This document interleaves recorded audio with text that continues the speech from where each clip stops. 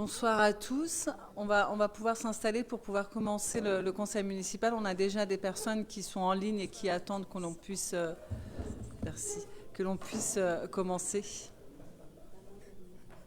Merci Olivier. C'est bon, tout le monde est installé? Parfait. Alors je tiens juste à signaler que cette séance, le conseil municipal est filmé. Et du coup, nous allons pouvoir commencer. Donc, moi, je suis présente. Olivier Klein, présent. Si c'est Mariam, excusez. Et elle a donné pouvoir à Olivier Klein. Mehdi Begaderm, présent. Marie-Florence de Prince, présente. Faisal Bouricha, présente. Jamila Bekay, présent. Dumurgun Eslik, présent. Zaya Chibouden, présente. Alan a donné pouvoir à Christine Delormeau. Anne Jardin présente. Teva Manoraman Maurice présent. D'accord. Dounia Abdelwabi Selawi présente. Roger Quesever présent. Sylvie Charlagnan présente. Stéphane Testé présent. Sally Atagan présent. Maganda Monia absente. Elle a donné pouvoir à Céline Christini. Mohamed Zagouani a donné pouvoir à Zaya Chibouden. Sissoko Issata a donné pouvoir à Dounia. Benaris Wassim a donné pouvoir à Stéphane Testé. Sana Giroudi absente. Mesdour Samir présent. Sila Maïmouna a donné pouvoir à Mehdi Bigaderm. Megni Naoufel présent. Christine Delormeau présente. Sacha a donné pouvoir à Naoufel Megni. Mérine Akhtar a donné pouvoir à Samira Taibi. Cyril D'Angelo a donné pouvoir à Marie-Florence de Prince. Et Céline Christini est présente. Merci.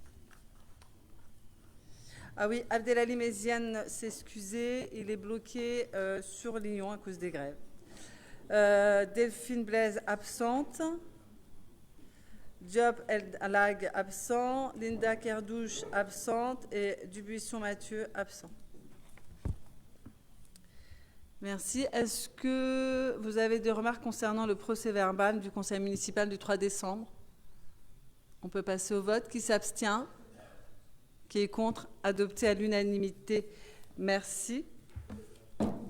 Alors je tiens juste à vous informer que nous avons une nouvelle délibération qui concerne le conseil, qui concerne une subvention versée pour la Turquie. Donc on la présentera à la fin de ce conseil municipal et j'en profite également pour vous proposer une minute de silence.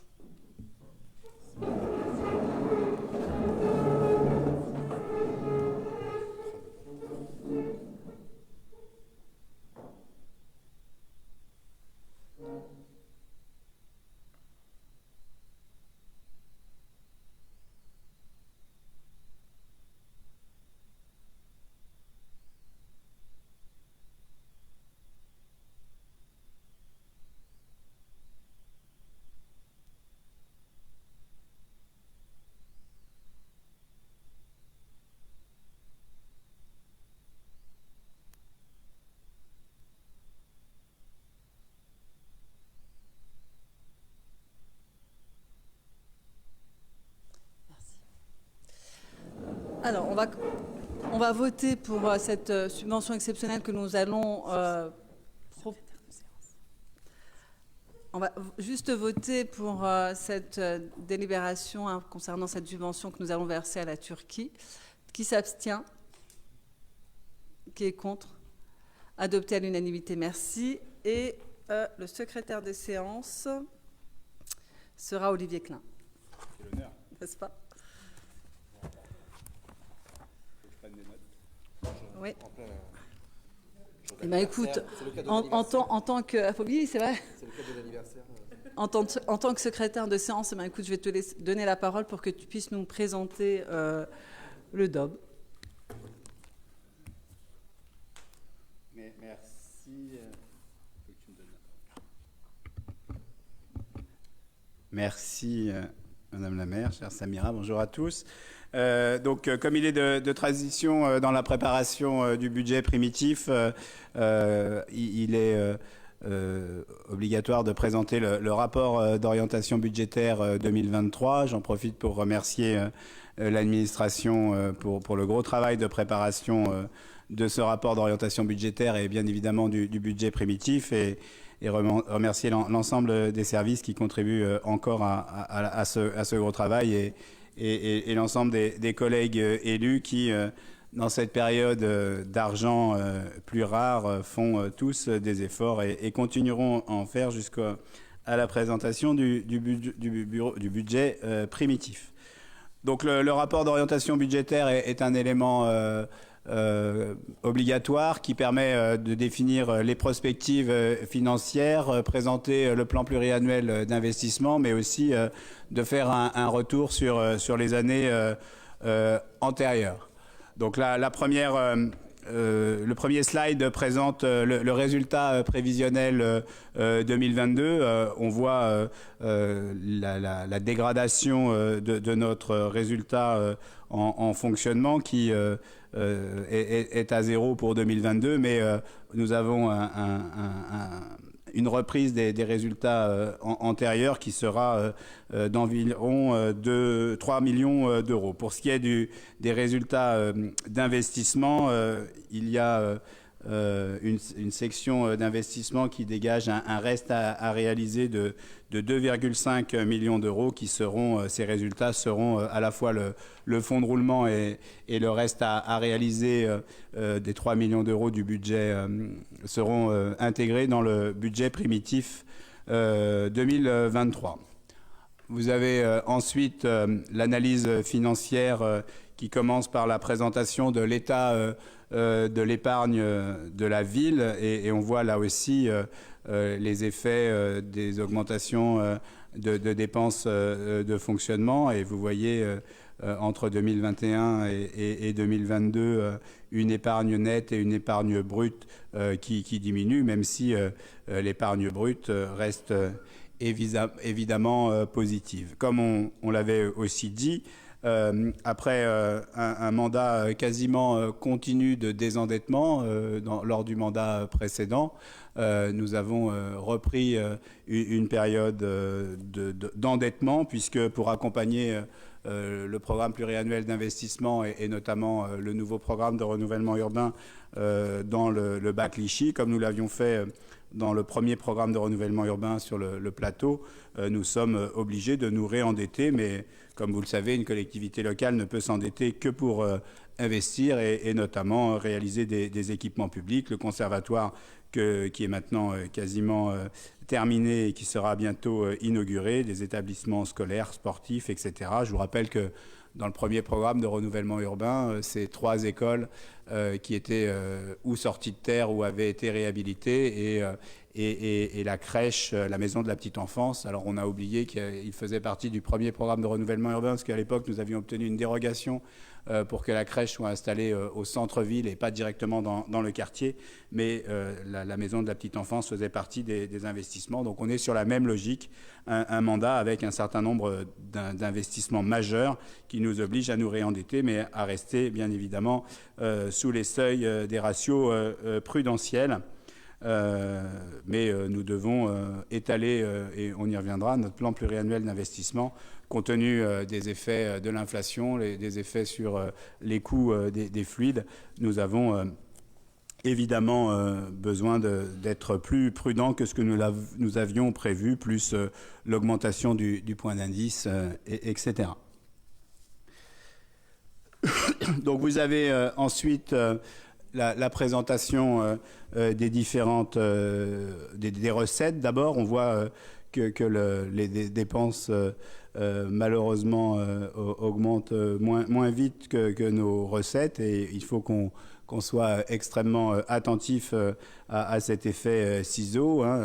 Et même si nous sommes extrêmement prudents sur l'ensemble des ratios des recettes et des dépenses, l'effet de l'inflation en 2022 amplifie les effets qu'on avait commencé à voir en 2021. en 2021, les recettes progressent de 1%, alors que les dépenses progressent, elles, de 7%. Et évidemment, lorsque l'inflation est là, on a un effet sur les dépenses qui a un effet important. Et sur les recettes, la valeur des recettes, compte tenu de l'inflation, donne une valeur moins importante. Pour ce qui est des dépenses de personnel, qui sont évidemment une charge importante, elles ont progressé en 2022 de 4,5%, avec une augmentation du point d'indice seulement sur la moitié de l'année. Et puis, on a une augmentation des fluides et notamment de l'énergie qui a, elle aussi, un effet important sur notre budget 2022.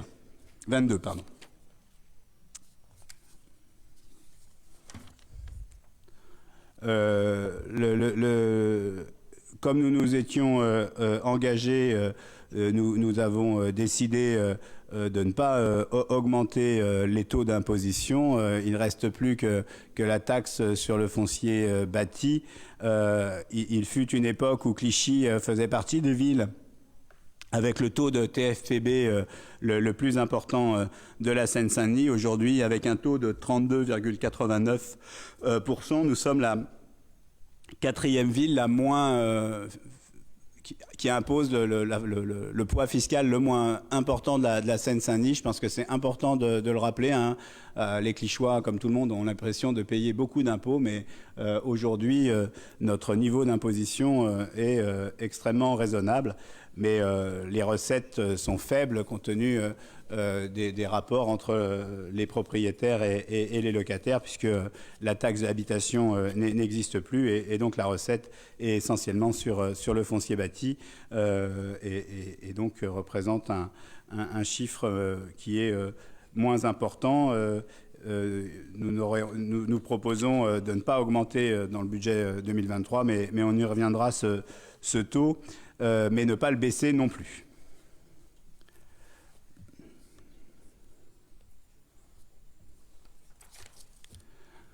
Sur le slide suivant, sur l'investissement et les éléments de prospective, vous avez le nouveau cycle d'investissement dont je parlais tout à l'heure, avec l'augmentation qui apparaît à la droite sur 2021 plus 2022, avec essentiellement les effets du conservatoire, mais en même temps la continuité des investissements dans les quartiers pavillonnaires, avec les efforts continus sur la voirie, par exemple, et donc on est sur des dynamiques d'investissement importants, mais qui doivent être raisonnables au regard des risques que la ville porte. Nous sommes toujours très largement subventionnés sur nos programmes d'investissement, et en gros le taux de subvention général, évidemment des projets au cœur du programme de renouvellement urbain sont largement subventionnés, alors que des projets de voirie, par exemple, sont beaucoup moins subventionnés. Mais on est sur un niveau de subvention d'environ 20%. Et dans le même temps, vous le savez, pour pouvoir alimenter nos dépenses d'investissement, l'épargne dont on parlait au début glisse de la section de fonctionnement vers la section d'investissement, et nous conservons une capacité d'autofinancement. J'essaye d'aller vite. Les éléments de contexte, j'en ai déjà parlé, une inflation qui s'est très largement réveillée et qui probablement continuera en 2023, peut-être en 2024, notamment sur les prix de l'énergie, et qui nous oblige à être à être prudent. Des taux d'intérêt qui repartent à la hausse, même s'ils restent modérés.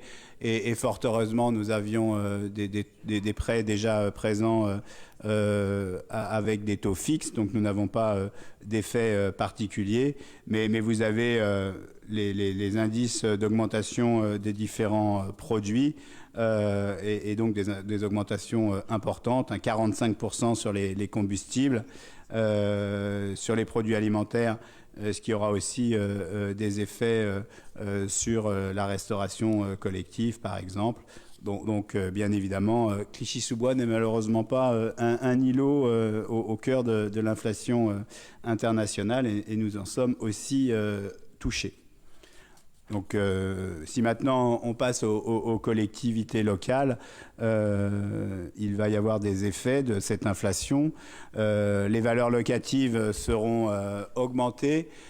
Et pour être tout à fait honnête envers les Clichysois qui nous écoutent, même si la ville n'augmente pas le taux d'imposition, l'augmentation des valeurs locatives aura un effet sur les impôts dits locaux, puisque l'augmentation de la valeur locative, même si elle est limitée, aura un effet sur les impôts que les Clichysois paieront. Il y a une décision du programme, du plan de finances nationale d'augmenter la DSU, mais de manière plus modérée que les années précédentes, mais qui aura quand même un effet sur nos recettes de 90 millions d'euros. Les autres fonds qui abondent les recettes communales sont stables.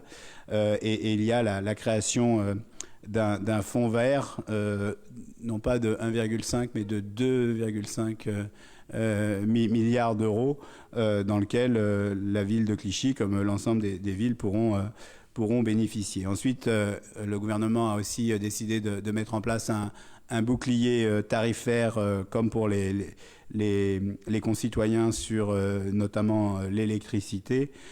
Et heureusement, puisque une partie des augmentations de nos dépenses énergétiques seront plafonnées par cette augmentation, même s'il y aura une augmentation, sans cet amortisseur, sans ce bouclier, l'augmentation aurait été beaucoup plus importante.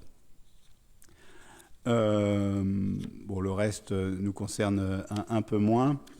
On va maintenant passer au moment le plus important de cette présentation. Je vous rappelle, on est au stade du ROB, donc on ne va pas rentrer dans le détail ligne à ligne de nos différentes recettes et dépenses. Pour ce qui est des dépenses, donc on l'a déjà dit plusieurs fois, mais les charges générales pourraient augmenter de 20% avec une augmentation de l'énergie de plus de 70%, donc c'est effectivement très important. Une augmentation des recettes de personnel automatique avec le glissement vieillesse technicité, puisque mathématiquement, et c'est normal, les fonctionnaires voient leur carrière progresser, des augmentations liées à cette carrière, liées à leur promotion. Et puis, le gouvernement a décidé d'une augmentation du SMIC et une augmentation de la hausse du point. Donc c'est une bonne nouvelle pour les agents de la collectivité, mais ça a un effet bien évidemment sur nos dépenses.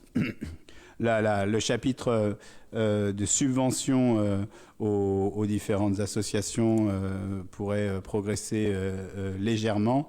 Et puis, compte tenu de nos nouveaux emprunts, nos frais financiers augmenteraient de 550 000 € environ, dû à la hausse des taux et aussi à la hausse de l'encours. Pour ce qui est des recettes, nous allons continuer à travailler sur les inscriptions dans les différents services. Cette année, avec l'ouverture du nouveau conservatoire, on a travaillé sur les frais d'inscription et être plus vertueux pour les Clichysois et un peu plus sévère pour les hors communes.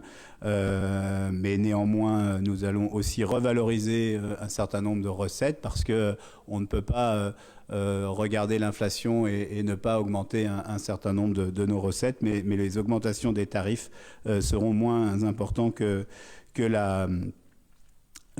l'inflation. J'en ai parlé tout à l'heure, l'augmentation de la valeur locative entraîne mathématiquement une recette supplémentaire liée aux impôts sur le foncier bâti d'environ 650 000 €. Les dotations DSU, des GF, même si on a une légère baisse de la population qui ne nous est pas favorable, même si on la conteste, on aura une augmentation d'1 million d'euros environ.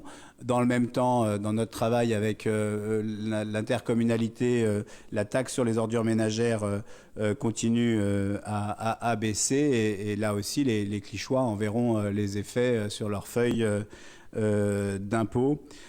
Et nous sommes dans une phase de renouvellement de notre réseau de chauffage urbain. Dans la période précédente de notre délégation de services publics, nous avions eu une recette, une redevance payée par le délégataire.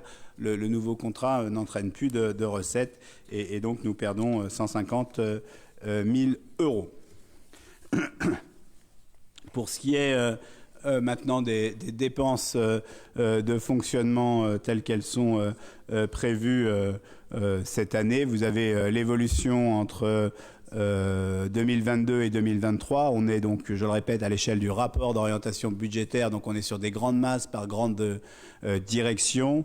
On a une augmentation prévue d'environ 7% sur les solidarités, une augmentation de 33% sur les services techniques avec le projet d'investissement, non c'est du fonctionnement, pardon,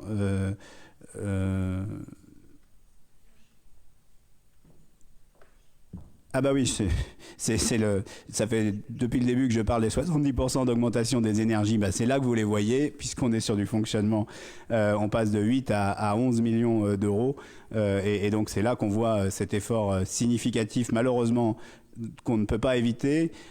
Ensuite, sur le développement local, une augmentation d'environ 20%, une augmentation modérée, mais incontournable au niveau des ressources. Alors vous voyez, hors RH et avec RH, hein, le total des 38 millions est avec les dépenses de personnel et sans les dépenses de personnel, on est sur 7 millions. Donc on contient au maximum ces dépenses et on continue à y travailler dans le cadre de l'écriture du budget.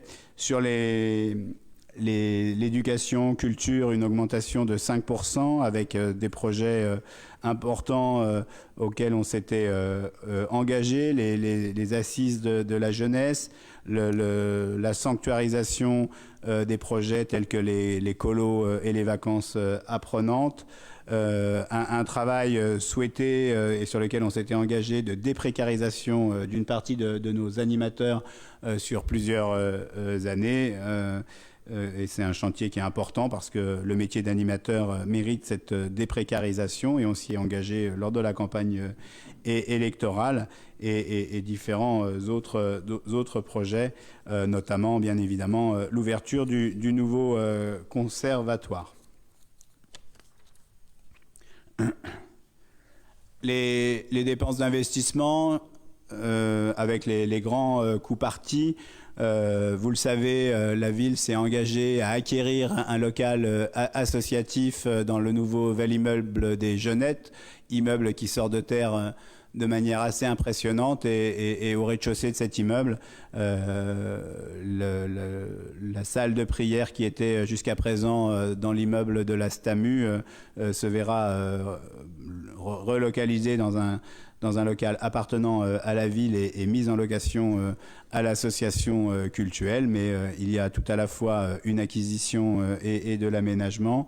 Le projet Habitat adapté pour les gens du voyage sédentarisé à l'entrée de ville, à côté du CAT, continue. Ensuite, on a un très beau projet sur le plateau avec la création d'une halle de marché en face de la future gare du Grand Paris pour réaménager le marché qui est en ce moment en chantier puisque l'immeuble du promoteur commence sa construction et donc l'espace pour le marché est contraint et j'en profite pour redire aux Clichois qui nous écoutent que le meilleur moyen d'aller au marché, c'est de prendre le tramway et de se garer, par exemple, au parking de la mairie, puisque les places sont extrêmement limitées et j'en profite avec un peu d'avance, mais je ne sais pas s'il y aura un conseil municipal avant le marché du Ramadan pour le dire absolument, il n'y aura pas de parking cette année ou très difficile autour du marché du Ramadan et il faudra y venir si possible en transport, en commun, à pied ou à vélo. Sinon, on risque d'être extrêmement sclérosé.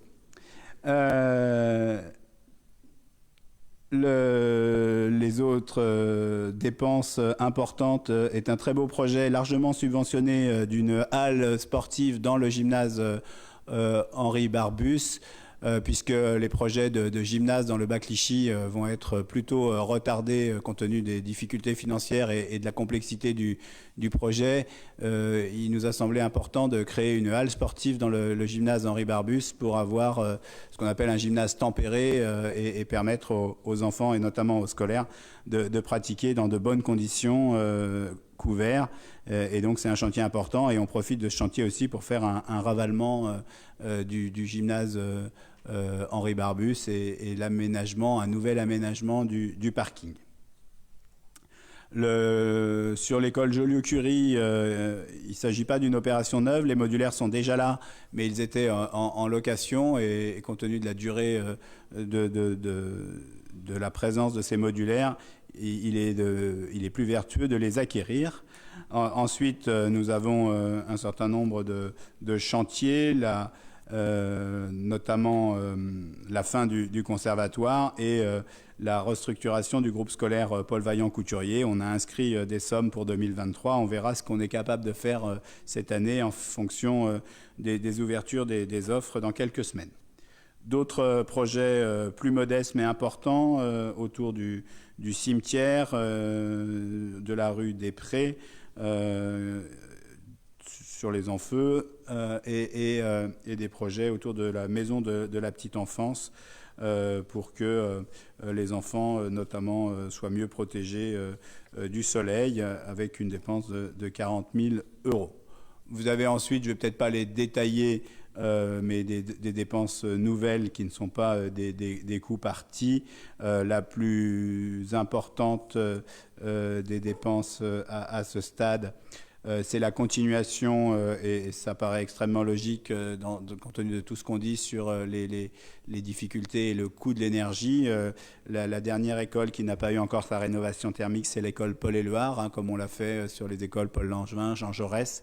On se propose de faire une isolation thermique par l'extérieur de l'école maternelle et primaire, élémentaire et primaire, pardon, élémentaire et maternelle, ça ne veut rien dire, élémentaire et primaire. J'ai plus aucune chance d'être ministre de l'Éducation nationale si je dis ça, d'environ 1,9 million d'euros, là aussi largement subventionné. Et puis différents autres travaux qui pourraient être là aussi subventionnés, notamment des travaux d'isolation, les mots m'échappent, mais les journées sont longues, pour traiter les fuites sur le toit du gymnase Paul Vaillant-Couturier. Si quelqu'un retrouve le nom, aidez-moi. Étanchéité, merci.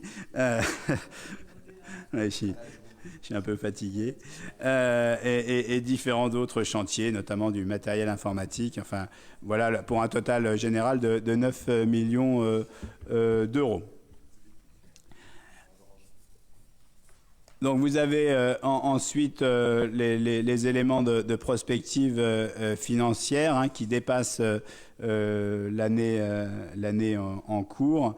Et donc on le voit, si on n'y prend pas garde, notre scénario dit au fil de l'eau nous verrait avoir des dépenses qui progresseraient plus vite que nos recettes. Et donc ce scénario et ce plan pluriannuel d'investissement n'est pas tenable. Et donc, il convient, de stabiliser nos dépenses de fonctionnement pour garder de l'épargne, et puis lisser notre programme pluriannuel d'investissement sur un ton plus long, pour rester autour de 10 millions d'euros par an, pour rester sur des ratios raisonnables. Alors, c'est pas un énorme sacrifice, d'abord parce qu'on connaît le temps des projets, des difficultés. Sur le bac Clichy, beaucoup des opérations d'investissement sont liées à la couverture du bassin de rétention, qui sont des projets qui sont complexes.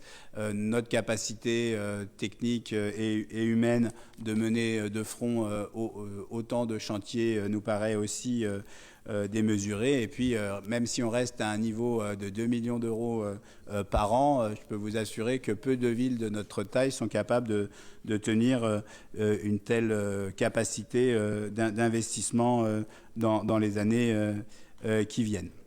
À ce stade du travail du budget primitif, on est sur 24 millions d'euros d'investissement en 2023, ce qui est extrêmement important, peut-être encore trop important, et on va continuer à y travailler.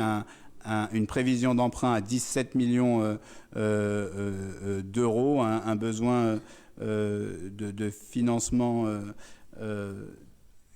de la section de fonctionnement à hauteur de 3,5 millions d'euros, sans la reprise des résultats des 3 millions d'euros de l'année N-1. Donc on continue à travailler avec les services pour réduire le besoin de financement et limiter la ponction sur le fonds de roulement. C'est le travail qui reste à faire et qu'on continue à faire jusqu'à la présentation du budget primitif, qui bien évidemment sera équilibré, puisque c'est la règle, sur la section de fonctionnement. Je rappelle à notre public que, contrairement à l'État, une collectivité locale n'a pas le droit d'emprunter sur le fonctionnement, et nous devons limiter notre emprunt pour rester dans les ratios prudentiels.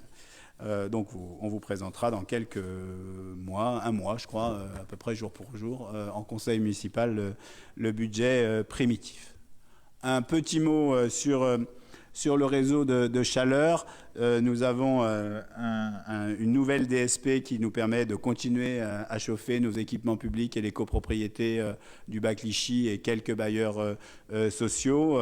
On voit que les impayés sont importants, environ 2,5 millions pour des impayés pour une durée à 90 jours.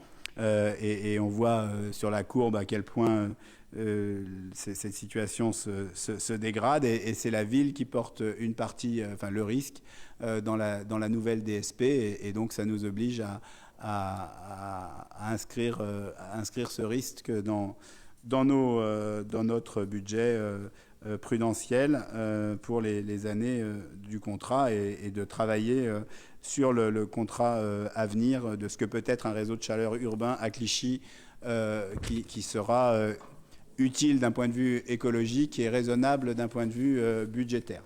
Voilà ce que je pouvais vous dire sur, Madame la maire, sur ce rapport d'orientation budgétaire. Merci. Merci Olivier pour la présentation, et j'en profite également pour remercier l'ensemble de l'administration pour le travail effectué, et en particulier la direction des finances représentée ce soir par Céline Merle. Merci beaucoup pour le travail. Et je salue également l'arrivée de Aïssata Sissoko et de Mona Malanga. Merci beaucoup. Donc on va passer au vote. Oui. Y a-t-il des remarques? Non. Bon, on va bien passer au vote. Donc qui s'abstient? Non, c'est juste une information? On prend acte? Ok, d'accord. Ok. Merci. On a débattu. Et du coup, je vais donner la parole à Mehdi qui va nous parler d'une subvention que l'on va verser au centre social de la Duise. Oui, bonsoir à tous. Il s'agit là, en effet, d'attribuer, comme il est de tradition chaque année, une subvention au centre social intercommunal de la Duise. Je ne vais pas rentrer dans les détails, c'est assez classique, donc n'hésitez pas à poser des questions si vous en avez. mais le Conseil est donc invité à approuver le versement de la subvention annuelle au titre de l'exercice 2023, et ça, c'est bien évidemment lié aux conventions qui nous lient au centre social. Merci Mehdi. Y a-t-il des questions? Le montant, je l'ai dit, c'est donc 68 349 €. Merci. Pardon? Qui s'abstient? Qui est contre? Adopté à l'unanimité. Merci. Très bien, merci pour eux. Puis je vais redonner la parole à Olivier Klein pour nous parler, pour nous parler de la halle du marché. Donc, comme je l'ai déjà fait dans le rapport d'orientation budgétaire, la ville se porte acquéreur en VFA, donc en voie d'achèvement d'une halle de marché dans un programme immobilier. Et donc, la délibération autorise la maire à signer l'acte et acheter ce volume à hauteur de 1 980 000 € hors taxe. Merci Olivier. Y a-t-il des remarques ou des questions? Non. Bon, on va passer au vote. Qui s'abstient? Qui est contre? Adopté à l'unanimité, merci. Et du coup, je vais présenter la délibération numéro 4, puisque Madame Cissé n'est pas là. Cette délibération concerne l'approbation de la convention relative aux majorations des aides de l'ANA en cas de cofinancement des travaux d'amélioration par les PIF. Donc, les copropriétés accompagnées en plan de sauvegarde sous maîtrise d'ouvrage de l'EPIF peuvent prétendre depuis 2022 à un nouveau dispositif qui permet de compléter le financement déjà apporté par l'ANA à hauteur de 50% hors taxe du montant des travaux. Donc l'ANA conditionne néanmoins cette aide à l'approbation d'une convention entre l'EPIF, l'établissement public territorial Grand Paris Grand Est, la ville de Clichy-sous-Bois et elle-même, dans lesquelles les engagements de chacune des parties sont rappelés. Y a-t-il des questions concernant cette délibération? Qui s'abstient? Qui est contre? Adopté à l'unanimité. Merci. Je vais présenter également la délibération numéro 5 qui concerne un contrat de délégation de service public des marchés forains et du choix du nouveau délégataire.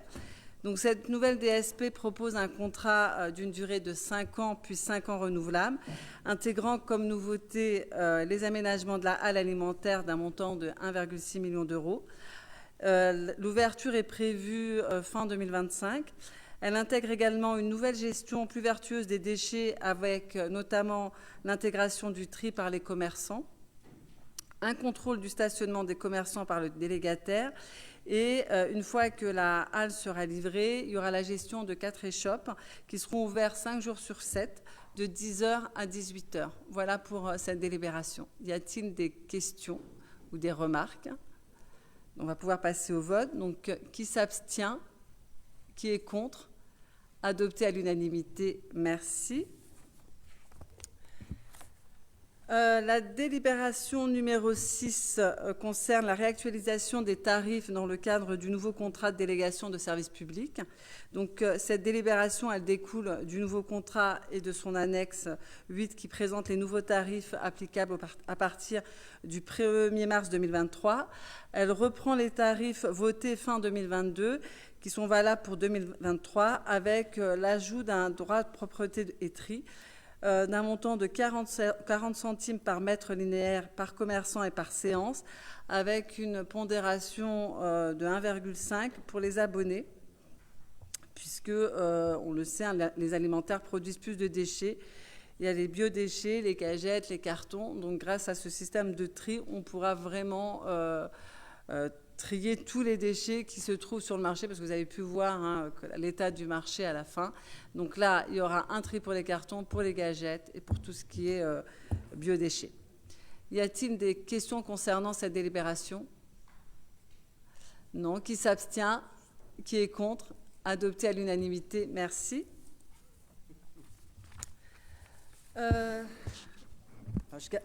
Du coup, je garde le micro pour présenter la délibération numéro 7, qui est une convention qui fixe les modalités de participation financière de Grand Paris Grand Est à la délégation de services publics des marchés forains de la ville de Clichy-sous-Bois. Donc, comme je l'ai dit précédemment concernant le tri des déchets, donc ce nouveau contrat de délégation de service public intègre l'organisation de l'évacuation et du traitement des déchets par le délégataire afin d'optimiser la qualité du service rendu.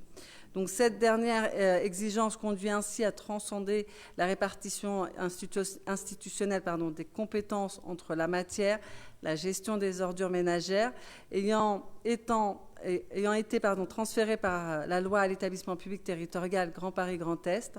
Donc, ainsi, la Convention propose l'octroi d'une subvention de GPGE à Clichy-sous-Bois pour un montant de un peu plus de 125 000 € TTC par an à partir du 1er mars. Y a-t-il des remarques, des questions? Donc, qui s'abstient? Qui est contre? Adopté à l'unanimité, merci. Et je vais donner la parole à Marie-Florence Deprince qui va nous parler d'une convention de partenariat entre la ville de Clichy-sous-Bois et GPGE concernant la maison des services publics.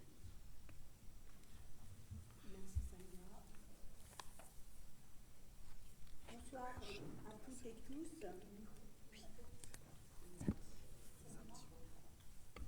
Pardon. C'est bon? Ah oui, on m'entend. Bonsoir à toutes et tous. Donc, l'EPT Grand Paris Grand Est dispose, parmi ses compétences optionnelles et dans le cadre de la politique de la ville, d'un lieu d'accueil et d'information dénommé la Maison des services publics. Cet établissement, ouvert depuis l'année 2000, a été conçu pour simplifier les démarches, l'écoute et le dialogue et rapprocher les services publics des usagers. Les termes de la convention venant à échéance, l'EPT Grand Paris Grand Est propose de conclure une nouvelle convention afin de définir les nouvelles modalités de partenariat. Donc la contribution annuelle de la ville est fixée à 3 652 €. Le conseil municipal est invité à approuver les termes de la convention de partenariat et la charte d'animation entre la ville de Clichy-sous-Bois et l'EPT. Et à autoriser Madame la maire à signer ladite convention. Voilà. Merci Marie-Florence. Y a-t-il des remarques, des questions? Alors, qui s'abstient? Qui est contre? Adopté à l'unanimité, merci. Et nous allons passer à la 10e délibération. Donc, les élus peuvent malheureusement être amenés à subir des actes de violence, des menaces également, ou d'intimidation durant l'exercice de leurs fonctions. Donc, le parquet a souhaité mettre en place des procédures d'intervention et de suivi judiciaire spécifiques afin d'apporter une réponse rapide et efficace en cas de délit constaté. Donc, il y aura des modalités de saisine directe. Il y aura également une boîte mail dédiée aux élus et les villes sont invitées à approuver le protocole présenté. Donc, y a-t-il des remarques, des questions? Donc, qui s'abstient? Qui est contre? Adopté à l'unanimité. Merci. On a oublié la 9. Ah, excuse-moi, Jamila. Bon, du coup, on a voté la 10 et puis... Désolée, Jamila, je te donne la parole, Jamila, pour nous parler du bucco-dentaire. Merci, Samira. Bonsoir à tous et à toutes. Cette délibération concerne l'approbation de la Convention d'objectifs et de moyens 2022 concernant la prévention bucco-dentaire avec le département de la Seine-Saint-Denis. Dans le cadre de la prévention et l'éducation à la santé bucco-dentaire, le département de la Seine-Saint-Denis, en partenariat avec la ville, verse une subvention annuelle pour l'accompagnement des publics. Cette convention partenariale précise des interventions en direction des publics avec des actions de sensibilisation, d'éducation et de promotion de la santé bucco-dentaire. Pour les enfants, des interventions se réalisent au sein des établissements scolaires, avec notamment la pratique du brossage, et pour les adultes, des actions de sensibilisation sont réalisées pour les publics les plus vulnérables. L'objectif de ce partenariat est de permettre l'amélioration de l'accès et du recours aux soins, le renforcement des projets pédagogiques déjà existants et la formation des personnes relais. À ce titre, le département verse une subvention de 7 042 € Au titre de l'année 2022, le conseil municipal est invité à approuver la convention d'objectifs et de moyens proposée par le département de la Seine-Saint-Denis et autoriser la maire à la signer. Merci Jamila. Y a-t-il des questions ou des remarques concernant cette délibération? On va passer au vote. Alors, qui s'abstient? Qui est contre? Adopté à l'unanimité. Merci Jamila. Et du coup, je reprends la parole pour vous parler de la modification du tableau des postes et des emplois. Donc, ce projet de délibération a pour objet de pouvoir transformer les grades des agents afin de permettre de les positionner sur un cadre d'emploi supérieur, soit suite à une réussite au concours ou un adossement au diplôme réel. Donc, c'est une obligation pour pouvoir les nommer. Donc, il s'agit des avancements suivants. C'est un adjoint administratif qui devient rédacteur, un technicien qui devient ingénieur et éducateur. Et le dernier, c'est un éducateur jeune enfant classe normale qui devient éducateur jeune enfant en classe exceptionnelle. Donc, le 4e poste sera évoqué dans le projet de délibération suivante. Donc, y a-t-il des questions? Qui s'abstient? Qui est contre? Adopté à l'unanimité, merci. Et donc, le 4e poste en question concerne un poste de contrôleur de délégation des services publics. Comme vous avez pu le voir au niveau de la DSP marché forain, nous avons de plus en plus de travail.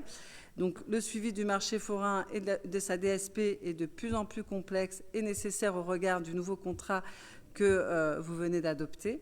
Donc, actuellement, cette mission est exercée par un seul agent qui assume également l'animation commerciale et l'économie sociale et solidaire. Donc, le plan de charge ne permet pas de suivre ces missions avec efficacité, d'où la nécessité d'un renforcement du service par la création d'un poste de contrôleur de la délégation de services publics. Ce poste assurera également des missions en termes d'urbanisme commercial réglementaire. Y a-t-il des questions? Qui s'abstient? Qui est contre? Adopté à l'unanimité. Merci. Pardon. Alors, du coup, cette délibération concerne la protection fonctionnelle d'un de nos agents. Donc, c'est Madame Jessica Degnaud, donc la directrice de la tranquillité publique est victime de pratiques non acceptables de la part d'un collaborateur. Donc, l'octroi de la protection fonctionnelle lui permettra de faire valoir ses droits devant la justice et la ville prend en charge les frais de procédure. Donc, y a-t-il des questions? Qui s'abstient? Qui est contre? Adopté à l'unanimité. Merci. Et Olivier, tu as une autre délibération.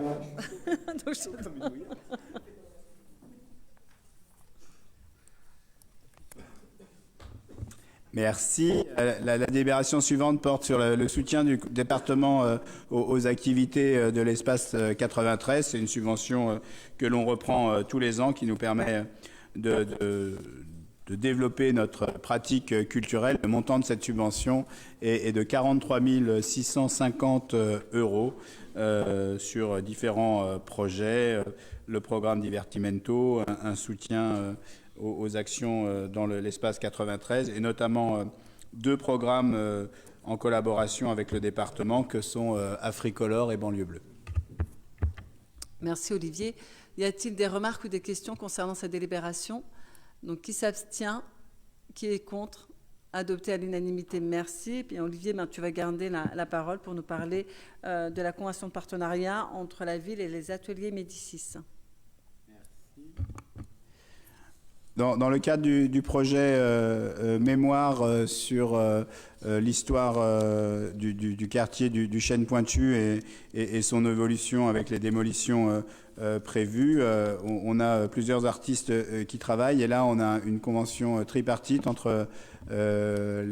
bipartite entre la ville et les ateliers Médicis pour une résidence d'artistes de l'artiste Naoya Atakeyama, j'ai à peu près réussi, qui va faire des photographies de nos quartiers et donc la prise en compte des dépenses de cette résidence est prise en charge à 50% par les ateliers Médicis. Merci Olivier. Qu'y a-t-il des questions ou des remarques? Donc, qui s'abstient? Qui est contre? Adopté à l'unanimité. Merci. Olivier, tu vas nous parler du projet Demos, un partenariat avec la Philharmonie. Donc c'est un projet auquel on est tous très attachés, je crois, puisque ça permet à des enfants de notre territoire, et en particulier de Clichy, d'avoir des instruments pendant une période de 3 ans, découvrir la musique et participer à des concerts intercommunaux. Et notre ville a la chance d'avoir 2 programmes avec la Philharmonie de Paris. Et donc ça permet, comme je l'ai dit, d'avoir un prêt d'instruments, d'avoir des animateurs qui sont présents aux différentes séances et lors des répétitions, tant à Clichy qu'à la Cité de la Musique à Paris. Donc on est on est dans une nouvelle phase, donc on ne sera pas cette année en concert à la grande salle de la Philharmonie, mais dans les plus petites salles. Et à la fin de la convention, nos artistes se produiront dans la grande salle, mais c'est un magnifique projet. Et puis beaucoup de nos associations vont faire des classes transplantées ou des actions, les centres sociaux notamment, et je crois que tu y étais, Samira, il y a quelques semaines, dans un projet artistique qui accueillait les enfants et les adultes du centre social, avec une artiste américaine dont j'ai oublié le nom, mais qui fait un travail de plasticienne de grande qualité, avec la création dans le cadre des Olympiades culturelles d'une œuvre, d'un arbre géant qui sera devant la Philharmonie dans quelques mois. Merci Olivier. Y a-t-il des remarques, des questions? Donc, qui s'abstient? Qui est contre? Adopté à l'unanimité. Merci. Et du coup, je vais reprendre la parole pour parler de la Maison Kangourou, qui est une structure d'accueil d'accueil petite enfance que nous avons sur la ville, parmi tant d'autres. Donc, la ville subventionne l'association Kangourou pour 46 places d'accueil pour les enfants clichois entre 0 et 4 ans. Il est proposé au titre de l'année 2022, comme entre 2019 et 2021, de revaloriser le prix des places pour un montant total de 25 000 €, soit 543 € par place. Donc avec cet abondement, le coût d'une place de crèche par an pour l'association Kangourou est de 6 784 €. Ça reste inférieur au coût moyen des 5 structures soutenues par la ville. Y a-t-il des questions ou des remarques? Qui s'abstient? Qui est contre? Adopté à l'unanimité. Merci. De nouveau concernant la Maison Kangourou, donc la convention proposée renouvelle le principe de la réservation de 46 places de crèche pour les Clichois au sein de la structure tenue par l'association Kangourou pour l'année 2023, et elle fixe le montant de la participation de la ville à un peu plus de 291 000 €, soit 6 337 € par place. Et donc, la nouvelle convention n'intègre pas les 25 000 € de l'avenant 2022. Aussi, un nouvel avenant sera sans doute proposé en 2023 et la convention 2024 proposera d'intégrer les 25 000 € dans le coût de la place qui reste inférieur à celui d'autres structures soutenues par la ville. Y a-t-il des questions ou des remarques? Qui s'abstient? Qui est contre? Adopté à l'unanimité. Merci.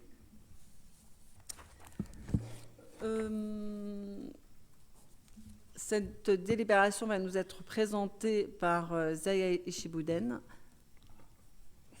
On change. It's big time. It's big time.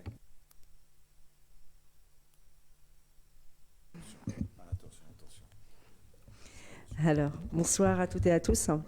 Effectivement, dans le cadre du Fonds public et territoire de la CAF, donc, cette délibération porte sur l'approbation des conventions d'objectifs et de financement au titre de l'année 2022 entre la ville et la CAF de la Seine-Saint-Denis, portant sur les subventions allouées à 2 projets.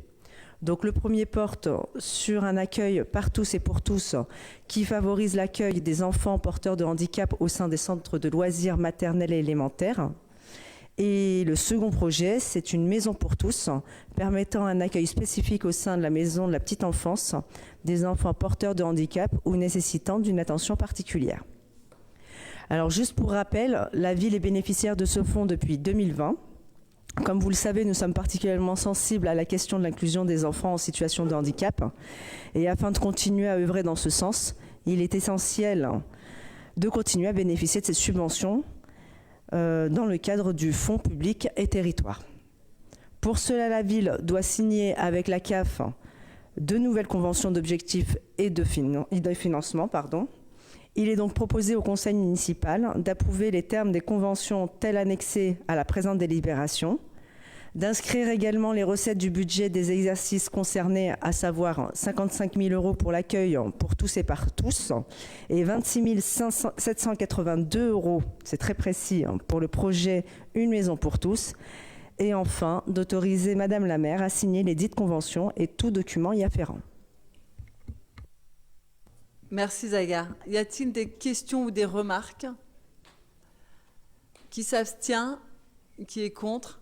Adopté à l'unanimité. Merci. Et je vais céder la parole à Faisal qui va nous présenter la délibération concernant la subvention pour la Turquie.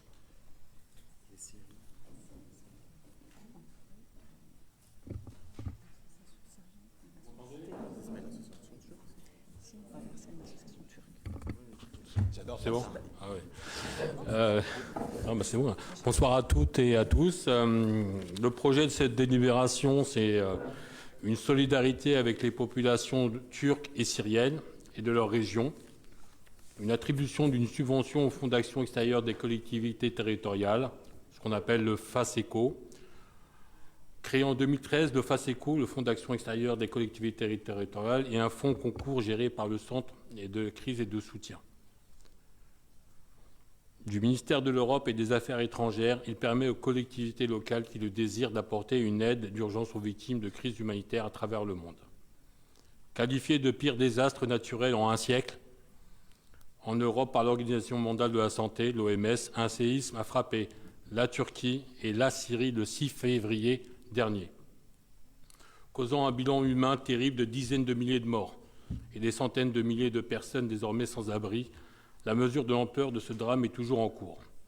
Le gouvernement français et l'ensemble des associations humanitaires sont mobilisés pour accompagner ces populations. Il est proposé au conseil municipal de faire un don au FASECO d'un montant de 2 000 €. Ce don se matérialise par l'attribution d'une subvention à la direction spécialisée des finances publiques pour l'étranger, en charge de la gestion du FASECO. Le conseil municipal est invité à approuver le versement d'une subvention. Vu le Code général des collectivités territoriales, notamment son article L 1115-1, vu l'urgence de la situation, vu l'avis de la commission municipale, considérant le drame humain terrible en conséquence du séisme intervenu en Turquie et en Syrie le 6 février, considérant la possibilité d'apporter un soutien financier par l'intermédiaire du Fonds d'action extérieure des collectivités territoriales, considérant la volonté de la collectivité d'apporter une aide financière pour soutenir la population précitée, le conseil municipal, après avoir délibéré, décide d'approuver le versement d'une subvention de 2 000 € à la direction spécialisée des finances publiques pour l'étranger, en charge de la gestion des fonds d'action extérieure des collectivités territoriales. D'autoriser Madame la maire à signer tout document afférent au versement de la subvention précitée, dit que la dépense sera prélevée au budget principal. Merci Faisal. Y a-t-il des remarques ou des questions? Oui.